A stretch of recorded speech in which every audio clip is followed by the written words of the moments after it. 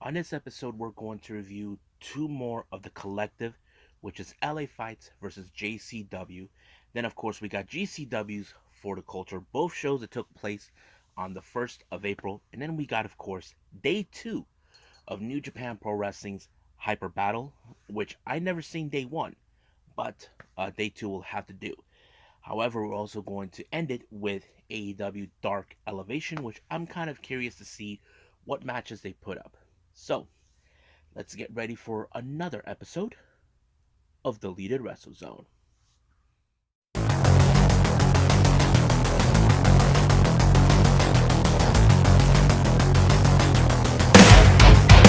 Are you ready? Get up, get up! Get up, get up! Get up, get up! Get up, get up! Get up, get up! Get up, get up!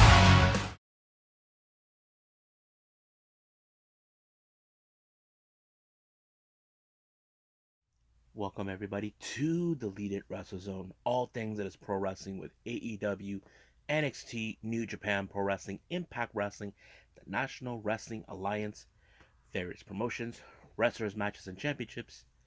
I am your host, Gerard here. So, let's begin with the latest of the collective with LA Fights versus JCW. Now, if you guys don't know what I'm referring to, these are two of the West Coast, East Coast type of promotionals within GCW. JCW stands for Jersey Championship Wrestling, which, if you guys know the history of JCW, they were once originally known as Jersey Championship Wrestling until they switched it to Game Changer Wrestling. And they recently purchased the name, and they're using that more of the kind of like not a developmental program, but more like exposing a newer, younger talent that people get used to before going to any of the GCW events. LA Fights is almost the same thing, but this one is more of the West Coast thing. Most of their fights take place in LA. We had many wrestlers. Um, I have seen three wrestlers here locally in San Diego that actually participate in this. So this is more like who's going to win between the two sides. Is it going to be the East Coast or the West Coast? So that kind of puts it in a predicament on that. Now, the first match we have is, of course, a team battle match between Team JCW and Team LA Fights. For the JCW side, we have Yoya, Jeanette Kai, Edith Surreal, Bam Sullivan, Brandon Kirk, Slade, Ellis Taylor, Tiger, and of course Jordan Oliver. In LA Fights, we have Bad Dude Tito, Matt Mandegriff, Damian Drake, Lucas Riley, uh, Jordan Cruz, Judas, Titus Alexander, and Hunter Freeman. Now, just to be everybody knows, I actually am aware of Hunter Freeman and Jordan Cruz. I've seen those guys here in San Diego, where I'm from.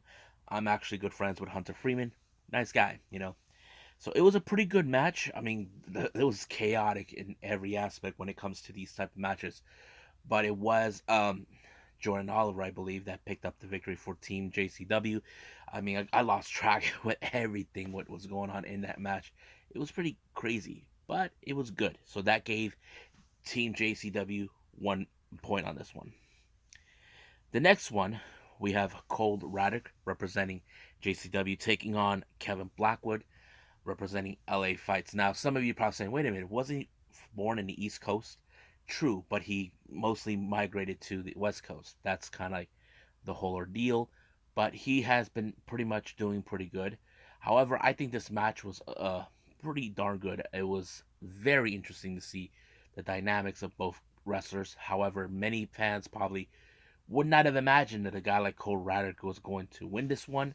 He picked up a good victory when he pinned Kevin Blackwood. I thought it was really good. Next up, we got Jack Cartwheel, who's representing LA Fights, taking on Alec Price, representing JCW. Now, this is very interesting. As you know, Alec Price, he has a cocky attitude, but he has to face a guy who loves doing cartwheels. I'm talking about, of course, Jack Cartwheel. He's one of my favorite wrestlers to watch. I enjoy every match that he does. Not to mention, I was pretty much happy that he won this one with Alec Price. As you know, he's a tremendous high flyer. Uh, that's what makes him good to watch. So he picked up a good victory for LA Fights. Next up, we got Juicy for now representing LA Fights, taking on Big Vin, who is representing JCW. This was like, you probably think, man, these two are two behemoths. It's impossible to predict who's going to win, but it's all about the power and how this whole thing. I was surprised that Big Vin, that way he won the match, is that he power bombed Juicy for now on the middle of the ring, and boom, he picked up a really good victory. I'm like, wow, that's a good one. Now, next up is more of the battle of the young prodigies. We have Marcus Mathers. As you know, he has appeared in many teams representing JCW, taking on Nick Wayne, the son of Buddy Wayne. I have to say, this is like a very good example of who is more of the prodigy in their own respected regions, and I think it tells us that story. Nick Wayne, he's probably one of the. I don't know, they were both like their heavy favorites, but seeing this match was pretty good. It was Nick Wayne who picked up a very good victory when he pinned Marcus Mathers, but it was really, really good. I liked it. Now, our next match is Sandra Moon representing LA Fights, taking on Billy Starks. I thought it was a pretty good match. Not to mention, I feel like the edge went to Billy Starks because she has a bit more experience than Sandra Moon, and of course, she's like the one of the favorites coming in from this one, and I think that tells it all. So she picked up a very good victory against Sandra Moon. Sandra Moon did a pretty good job, but Billy was the one who walked out as the victor. Now here comes two of the wrestlers that are saying they're the captains of the respective teams. You got Grim Reaper representing JCW. Um, then you got my boy, B-Boy, representing LA Fights. This was a pretty good match, you know, because I think it shows us these guys are old school. These guys are like genuine old schools. Who's gonna win from that generation? If you ever seen B-Boy, he's a bit of a you know, he doesn't uh, um he'll throw in a bit of the I'm gonna kick your ass type of look. But it was a pretty good darn match. I wasn't expecting B-Boy to win, but he did win it. And of course, I think this was one of his big moments since he was coming back from his injury, and I think I like it. Yeah. Now, this is a very crucial match. Now, I'm not saying it for saying it. You got Charles Mason representing JCW taking on Dark Sheik representing LA Fights. Now, there are those that don't like Charles Mason. Mason, he's a bit of a nut job. Last time he confronted Dark Sheik, put a bag over her head, tried to choke her out, and that kind of tells us, is he fighting for himself or is he fighting for representing JCW? That is the key thing. Even Veda Scott, who is on the side of JCW, but in Leighton terms, she doesn't like Charles Mason. So basically, like saying, is it wrong for her to not support Charles Mason? That kind of tells it. And of course, there were moments where, LA Fights came out to throw their support on Dark Sheik, and here comes the same thing with JCW's guys. They come out too, but the real question is, will they accept Charles Mason for the kind of things he does?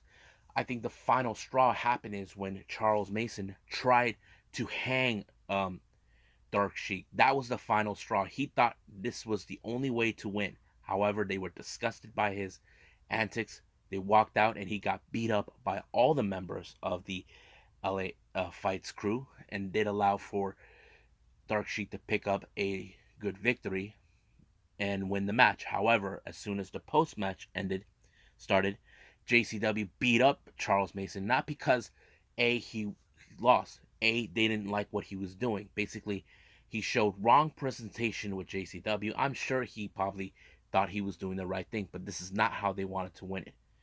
But of course, looks like this feud between both JCW and LA Fights, it's not going to end anytime soon. We probably see another LA Fights versus JCW. The only question is, when will that happen? Well, we'll find out sooner than later. But right now, let's move on with the next review, GCW's For the Culture.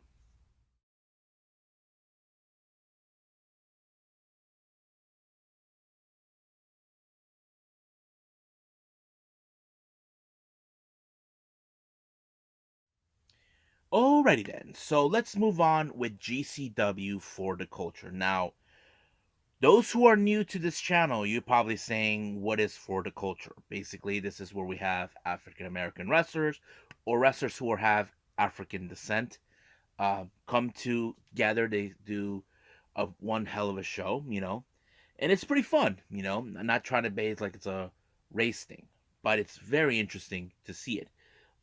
Let's start from the very beginning.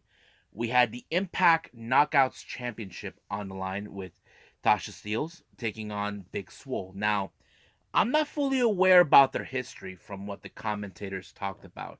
Of course, they mentioned there was a beef, more of a beef history between both Tasha and Big Swole, and I thought it was like, okay, I didn't know that, because there's a lot of things about many wrestlers I did not know coming from the independents. I have seen Tasha Steelz before Impact at NWA. Big Swole, we all know where we've seen her at. She participated in the Mae Young Classic, and she was in AEW before she did not renew her contract. But yeah, it was the match itself. I wasn't too much pumped into it, just to be honest with you, but it was a no-brainer to me that Tasha Steelz was going to retain the title, and she did not have Savannah Evans. I mean, it was kind of surprising that she wasn't there. I wasn't sure if she was booked at another show or whatever was going on. But yeah, so that kind of fits in. Tasha Steelz retains the title, so basically it's not going nowhere. Now, next match we have is, of course, is a scramble match. We have Kita versus Judiz versus Trey Shaw versus Carly Bravo versus Adino, who I don't know, versus Michael Oku, all the way from the UK, and of course we have PB Smooth. Now, I was like so impressed with this match because these are wrestlers I've seen. Kita, who's here from the West Coast, Judiz, I've seen him before. He wrestles down at the Bay Area, but I have seen him here in San Diego on 2 or 3 occasions. And Carly Bravo, we've seen him in AEW Dark as part of the infantry with Captain Sean Dean. Andino, I don't know much about him. Michael Oku, all the way from RevPro, who is the current undisputed British Cruiserweight Champion. And of course, there's PB Smooth, who I've seen him with Absolute Intense Wrestling. I thought it was a pretty good, diverse wrestlers coming in, and it was pretty interesting. But I wasn't sure how this was going to end, but I was happy that Michael Oku was the one that picked up the victory because he's a sensation down in the UK. I wouldn't be surprised if he comes back with more down with JCW, and I think that kind of tells it all. And I think I would like to see that a lot as well. So yeah, so Michael Oku picked up a very good victory. Next match, we have a very interesting tag team match. We got, of course, the Hitmakers, formerly known as Hit Row. Yes, AJ Francis, formerly known as Top Dollar. Tahuti Miles, better known as Ashante D. Adonis, along with Brianna Brandy, we know her as BFAB.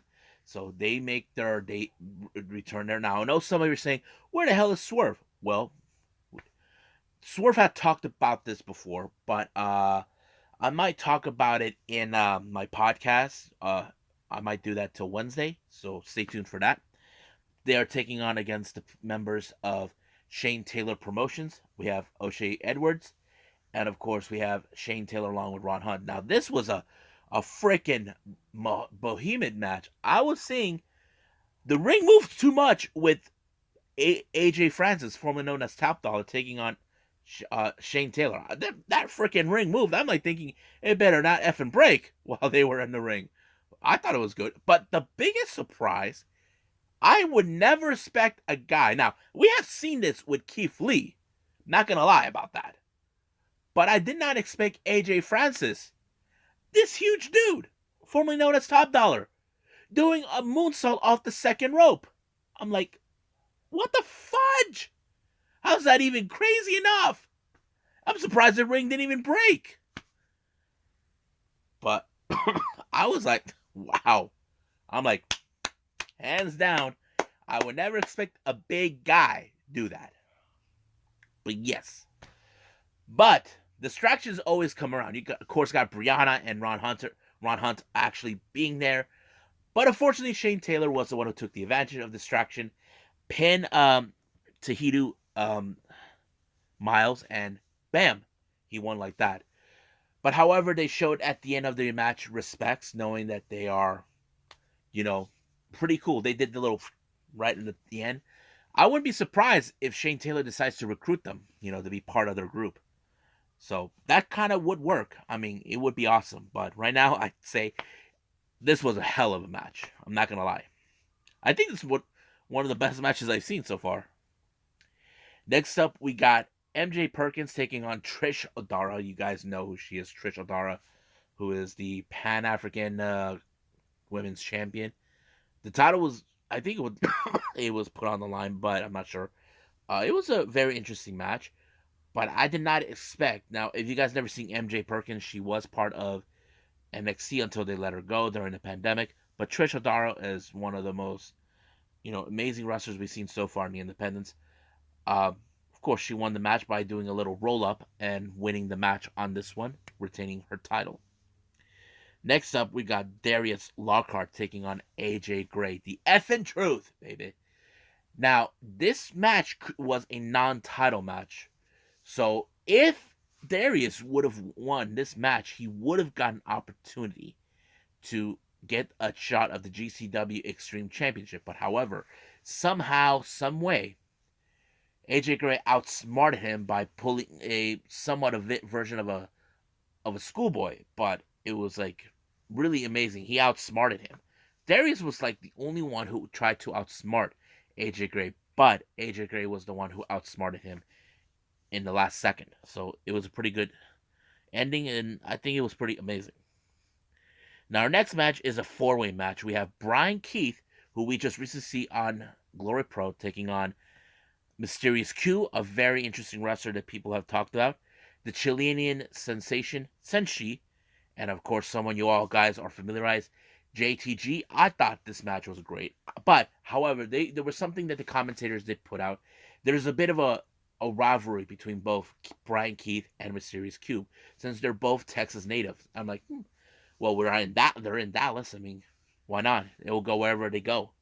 But I have to say, these type of matches is unpredictable because we don't know much about how this is going to end. But I was fortunately, what's his name? Brian Keith had Senshi right where he wanted, but Mysterious Q took advantage and did some sort of a moon, like a Hurricanrana out and pinned Senshi, giving him the match a really good victory right there. I don't think it was expected, but it was crazy.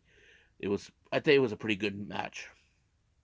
Now our next match is main event is a death match between Bill Dixon versus Hoodfoot. I did not expect Hoodfoot to be there, but man, this match was nuts as well. I mean, Bill Dixon wanted to, how to say, put the aggressive onto Hoodfoot, but of course, there's the old saying: "Be careful what you wish for. You may not like it," and that's what he did. He actually, Hoodfoot won the match by pinning him, and 1, 2, 3, it was over. Um, what I think about this one, I have to say it was pretty good. I'm not gonna lie, but I say the match that really was for me match of this event, it had to be the Hitmakers versus the Shane Taylor promotion. I have to say that's one of the most insane matches I've ever watched. So I have to say this is one of the best ones. So right now let's move on with the next review. We're gonna do New Japan Pro Wrestling's Hyper Battle 2022.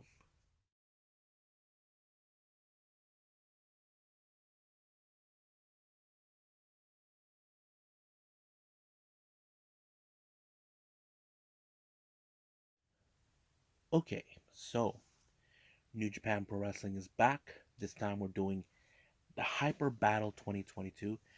Now, just to clarify certain things to everybody, right now this is day 2, what I'm reviewing. I never seen day 1. I actually know the results, but I want to confess, I cannot do the results if I haven't seen the matches.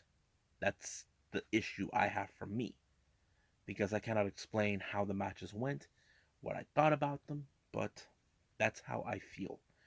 But however, the one I can do the ones that I have seen, like right now, day 2 of the Hyper Battle 2022.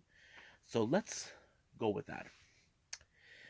Opening match, we have Bullet Club, consistent of El Phantasmo, Ishimori, and Fale taking on Rohi Oiwa, and of course the current IWGP Junior Heavyweight Tag Team Champions 609. Now keep in mind, El Phantasmo and Ishimori have their sights set on those titles. Balak Fale is just a big guy, just being there for his friends, kicking butt, how it is. But however, Rohi Oiwa is the weakest link in the team, so it was more likely that he was going to be targeted. It was Fale who put him down to give the edge to the Bullet Club. So that's what I saw. So I don't blame 69 for having him, but that's another story. Now, our next match, we have Suzuki Goons, Doiki, and Kanemaru taking on LIJ's Bushi and Shingo. Now, to be fair, I don't know what's the story behind this. I know that Doiki had his issues with Bushi in the past. I don't know if they're trying to rekindle a feud. It's still unclear. But however, it was Kanemaru who picked up the victory by pinning Bushi. So that kind of explains the whole thing. So they have a one up against them. Now our next match, we were supposed to have Ghetto teaming with Chase, but for whatever reason he backed down and put Balak Fale to take his place, to take on his former best friend of 33 years, Yado, and of course the ace Tanahashi. However, the biggest surprise is when Yado comes out wearing the lion's mark, the New Japan lion mark, which is infamous throughout the entire promotion. So that's pretty good. I have to say their teamwork, it's somehow they're getting there. Now it's not 100%.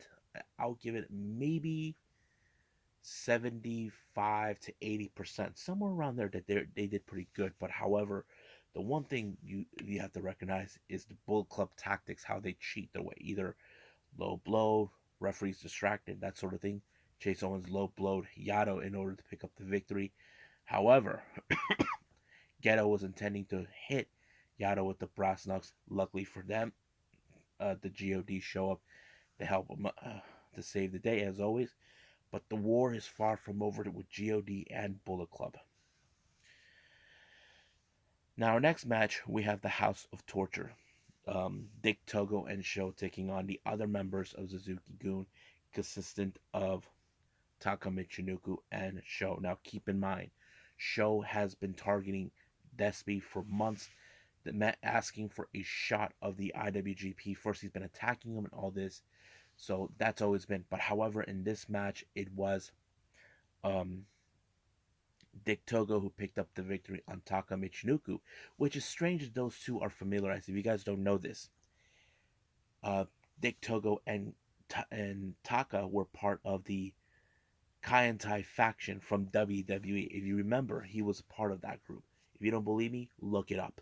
So it's strange, but it was that way. But however, Sho is now coming in fruition to get a shot of the IWGP Junior Heavyweight Championship, something that he has desired when he was with Chaos, but never come close to it, and now he may get that. But we all know how this ends, of course, with Sho with his little dirty tactics. But that match hasn't happened yet, but we'll see where it's going to go. Now, ever since Will Ospreay made the jump from junior heavyweight to heavyweight, it appears now he sees there's been a lack of credibility of the junior heavyweight. He felt that there's been a mess with the junior heavyweight division. Turns out that he is now bringing junior heavyweight competitors into New Japan. Now, he has talked in the past about this, that he has a couple of wrestlers in mind. A fan asked him that, but he never mentioned who they were.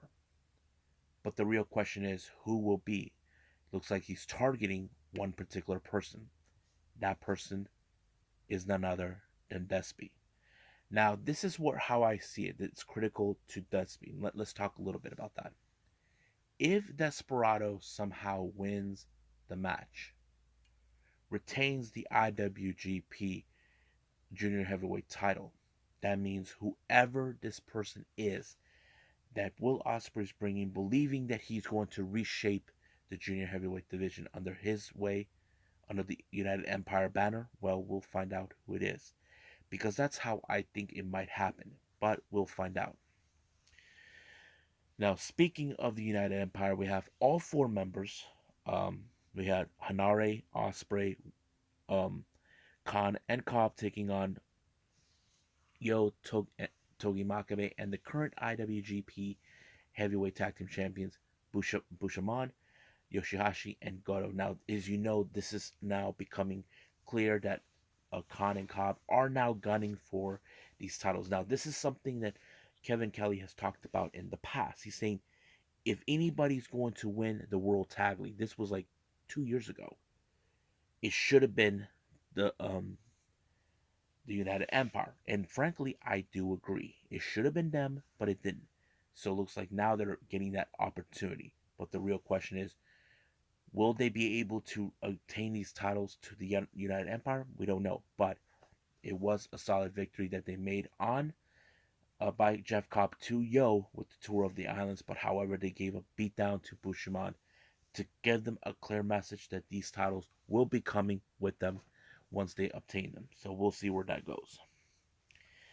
Now, in recent time, we have seen how Evil has took his frustrations out on Hiromu when he beat him out of the New Japan Cup tournament.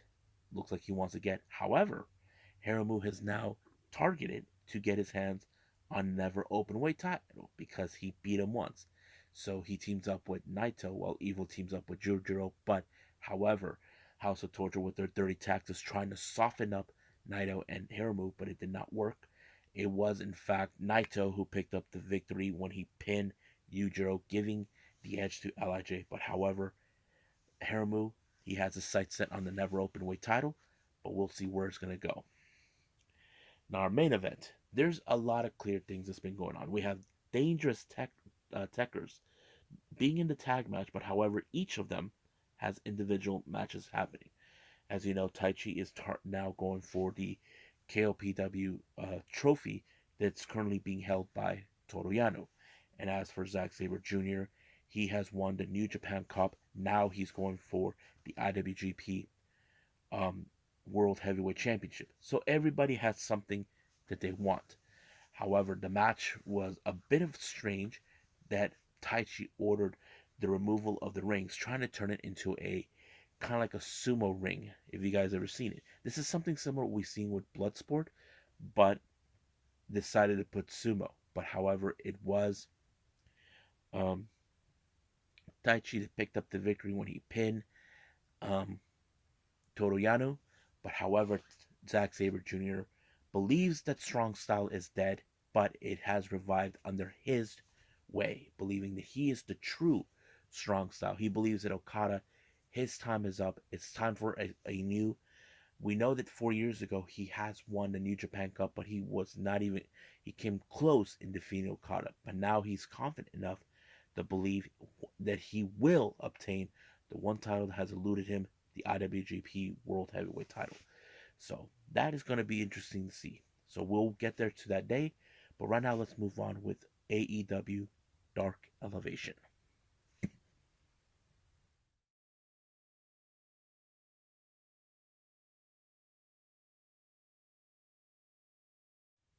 Okay, so we have, of course, AEW Dark Elevation. It opened up with Layla Hirsch taking on Ella Envy. Now you can guess this match ended in her favor by, of course, pinfall, and it kind of ended that way. I would have assumed she would have put the Fuji armbar, but nope, it did not.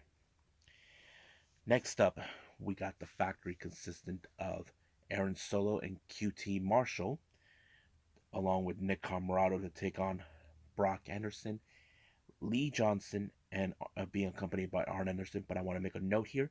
If you guys saw this, then you should know they're not using the American Nightmare logo. As always, I think Cody might have taken that with him. I'm not 100% sure, but this match was pretty good. It kind of showed the tag team style. I mean, Brock, much like his father, it kind of felt in. But however, it was Nick Comoroto who's also trying to give the interference. But luckily, his dad was there.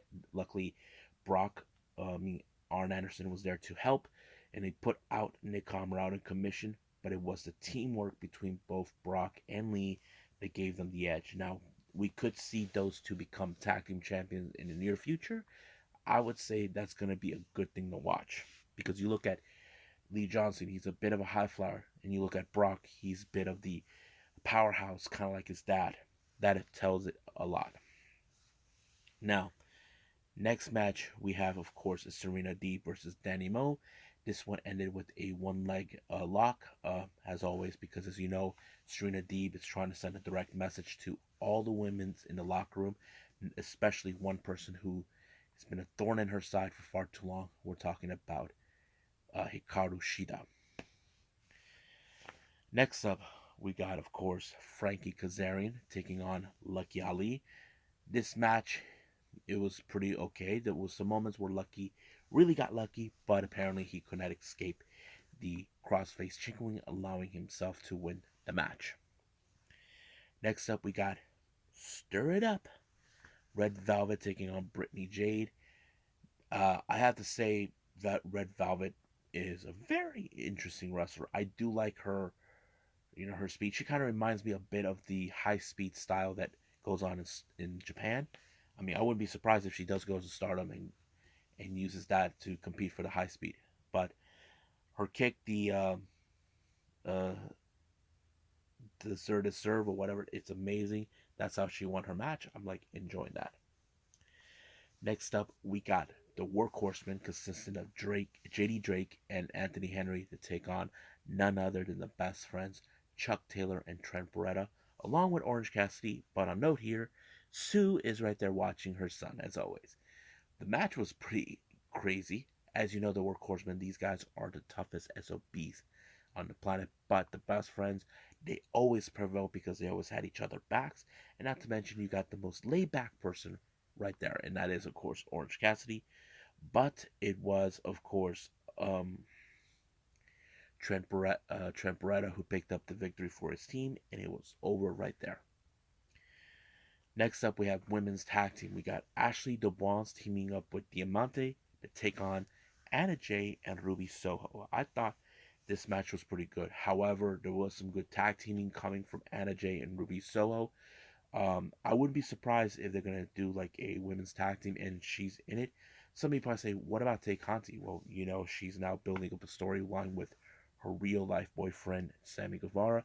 I don't want to hear no negative comment coming about her at all whatsoever. But I have to say it was Ruby Soho who did the the the final blow to finish the match. But however, in post match, Diamante was not happy with the results what Ashley Dubois put out, so she took her out. Now our main event is Austin Green taking on. That's right, no more BS. Paul Wight. I think it was great. Not to mention the chops that you hear coming out of it. It's so amazing. But it was so crazy how all of this has come out. However, it was the chokeslam that sealed the deal, allowing him to win the match. Now I don't recall the last time he wrestled in AEW, but it was great to see him. So I think that's pretty much it what we got with AEW. So I believe let's do a news update right now.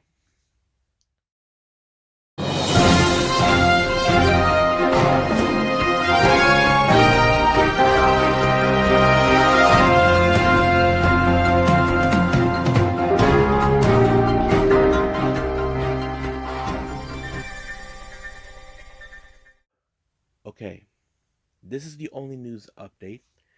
Now, some of you may be shocked what I'm about to put out. I don't know how you would think of it, but here it goes. Today, former Impact Wrestling star Kimber Lee showed photos of herself beat up. And this was the result of domestic abuse. She posted it on her social media. Her lip was split open, all this and that.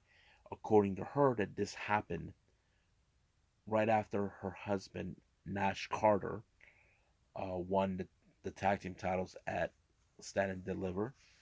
Basically, all this and that. But, there's a lot of talk now by many fans because she talked about how she forgave him and all this.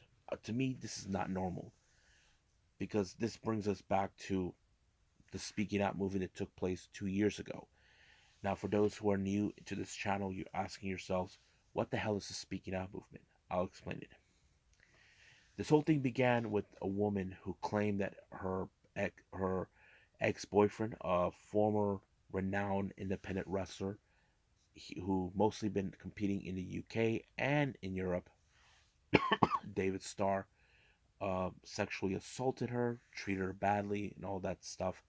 So basically, she spoke out. But because of this, it spread like wildfire. Many women came out explaining how certain male wrestlers have mistreated them, how they treat them badly. It went everywhere, even coming from wrestlers from AEW, WWE, anywhere in the entire world that put the entire wrestling world hit on this one. Now, this could be a result of what happened because Nash Carter is now being put in the spot. However, it's still no indication if WWE will take action. However, they have taken action before with certain wrestlers, like El Ligero, um, Travis Banks.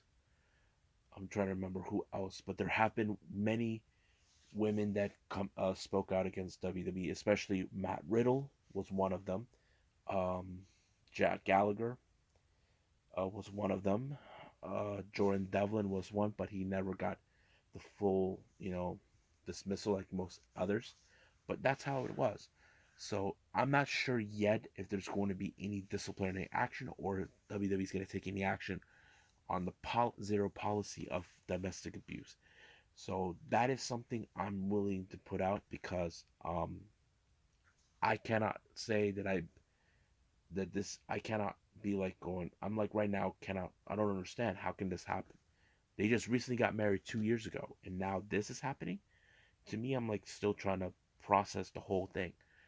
But if there is any updates on this, I'll report this as soon as possible. So right now, I believe we're done for right now. So let's just call it a day. Well, I hope everybody enjoys this episode. Coming up, I'll be doing another one event coming from the collective. We have GCW's Gringo Locos, The World on Lucha that took place on the 1st of April.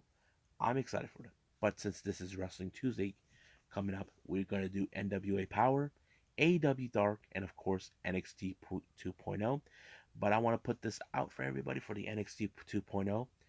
Braun Breaker has now regained the NXT title that took place on Raw. I'm very happy for that. So the real question is, who will be the lucky competitor? Right now, my mind is telling me it's going to be Gunther. So I'm not gonna be 100% on that, but we'll see. This is going to be one interesting thing, and there's still more wrestling I haven't covered yet, like the AAA show, the Super show that took place, and others that haven't. I'm still processing the collective. Um, but however, I did mention in the past that I will catch up like to Stardom shows. We just had the Stardom Cinderella tournament took place this past Sunday, and I'm kind of excited to see what this one will. I did mention about what took place afterwards with, of course, Mirai jumping shift to DDM to God's Eye. But we'll explain more of that in when the timing's right.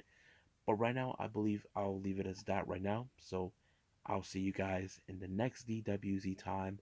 Same DWZ channel. I must bid all of you adieu. So, goodbye. And have a nice day. Bang.